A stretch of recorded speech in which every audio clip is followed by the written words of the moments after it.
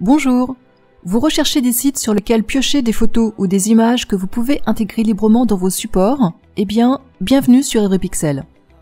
J'ai testé et je vous ai présenté précédemment Google Images, bien sûr, mais également d'excellents sites de ressources tels que Pixabay ou Unsplash, que vous retrouverez dans la playlist que je vous place en info sur cette vidéo, juste ci-dessus.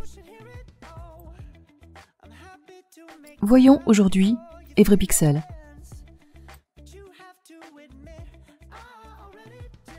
Rendez-vous à l'adresse everypixel.com.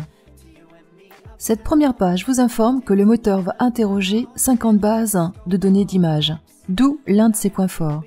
Car effectivement, indépendamment de la qualité des images que vous visionnerez, vous pouvez compter sur la puissance d'Everypixel et sur le nombre de résultats de recherche.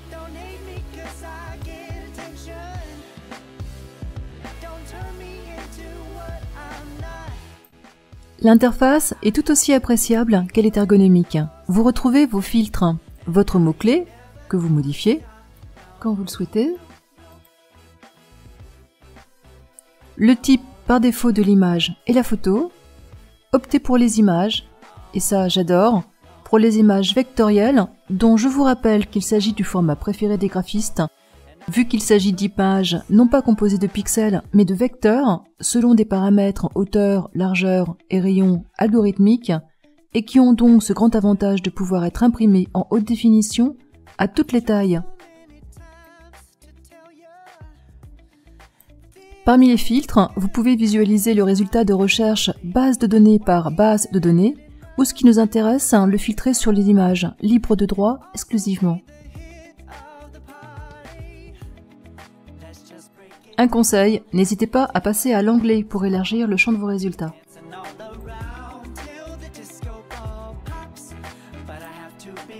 Les filtres suivants concernent l'orientation de l'image, une recherche par artiste, à savoir que vous pouvez être l'un d'entre eux car vous pouvez publier vos propres réalisations en cliquant ici. Celui-ci est particulier car il permet d'identifier des images sans objet dans telle ou telle zone de l'image. J'aime beaucoup ce dernier, le filtre par couleur, et pour lequel vous pouvez utiliser la palette de couleurs proposée. Un clic dans la palette désigne la couleur et vous voyez son code couleur hexadécimal s'indiquer.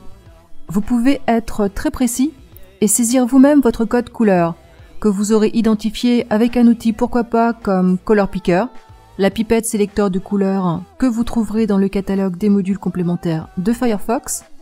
J'en profite bien évidemment pour vous indiquer la vidéo concernant l'installation et la gestion de vos modules complémentaires, ainsi que la vidéo tuto sur Color Picker.